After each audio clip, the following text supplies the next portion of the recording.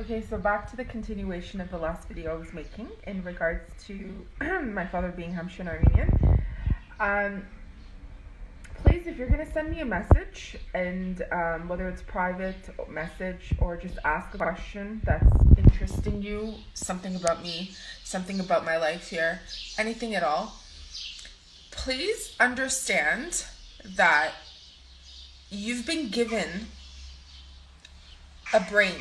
Now, the human mind is incredibly incredible because, you can be a very knowledgeable person if you allow yourself to think, especially when you think before you say something, or at least gather some thoughts in a productive manner that is going to help you attain something, such as, so for example, if you're part of some form of organization yourself, or you're working as, I don't know, someone who's journaling something, or you're in a company and you're asking me something that's very, elementary type of educational question, okay? Yes, we all have a physical body. Yes, humans, they tend to judge how a person looks, talks, and appears, right? We all know that. But I think it's best for people to start paying attention to what they're kind of asking, and then not being so surprised or so shocked when they don't get the answer that they're expecting. But rest assured, I'm going to move that aside right now, because I feel like the best way to understand someone is to maybe just listen to what they're saying. Yeah. Because I can surely judge a person based off what they tell me and what they ask me. Okay? So, it takes two to tango. That's what I want to say. Anyways, so in regards to people who think that, being a woman in gyumri, whatever, so on and so forth, whether it has to do with the girl's appearance, I'm sure it can add to it in a sense of attracting additional circumstances or situations. I'm going to tell you something. For 4 years that I've been living here, when I walk out my door, even to go for a walk or grocery store, I am covered. I wear long sleeves in the summer when I walk out, long pants. I don't flirt with people. I don't even talk to most people, nor do I talk to men unless I'm getting in a taxi and I have to answer specific questions. Even then, I'm still very stern, very firm in a sense of, there is no connectivity unless I'm doing some form of work or with them, okay?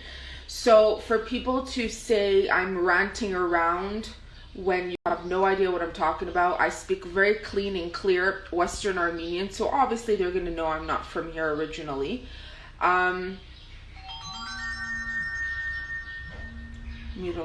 Okay, it's Vedatartsank.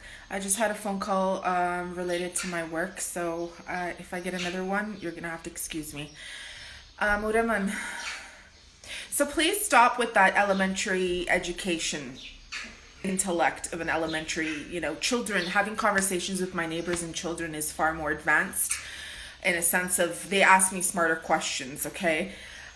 So anyways, back to what I was saying. And it's interesting because we're here as diasporans, and a lot of old gymnasies are returning back, and we're all doing investments here, and that's the importance. That's the important part. So with that, 10 years ago, Yerevan was very small-minded to the people, and there are some regions of Yerevan, they still look at people this way. They still treat people this way. A lot of this still goes on.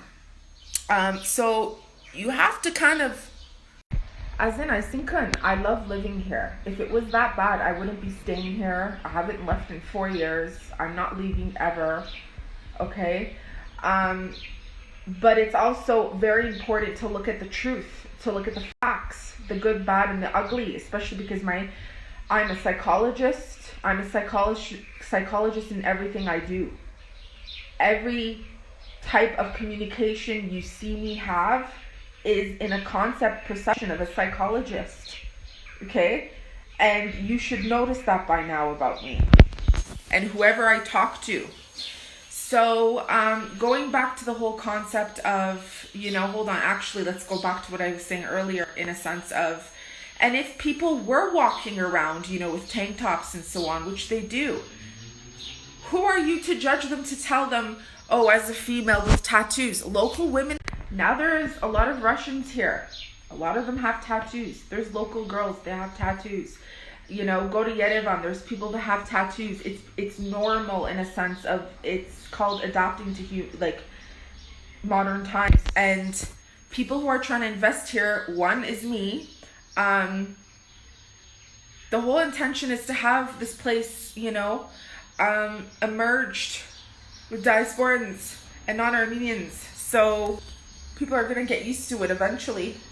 And if they don't, that's not my problem. So anyways, in regards to those people who think, oh, it's because I have tattoos or I don't speak Armenian, which I speak very clear Armenian and everybody tells me that and comments on how beautiful and how clean I speak Armenian next to the people that live here. I've sat down with men in the military. I've sat down with men and women in the police stations, numerous police stations. They know my background is psychology. They know I'm born and raised in Canada. Most of them don't believe me. They believe I'm original gyumri. Even though my passport says I'm born in Canada, they don't believe it. And they all say the same thing. And I want to say including, because I've spent years speaking to 11-year-olds up into 65-year-olds, men and women, boys and girls, surveying, documenting,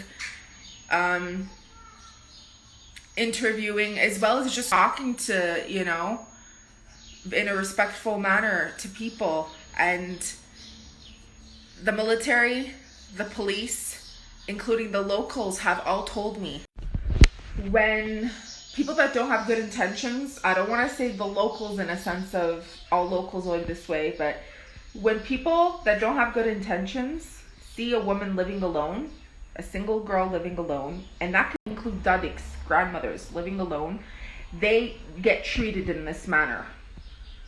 Meaning, like they're nothing. They don't have a mind. They don't have a brain. They don't have maybe considered prostitute. Disrespect, they get treated with disrespect, they've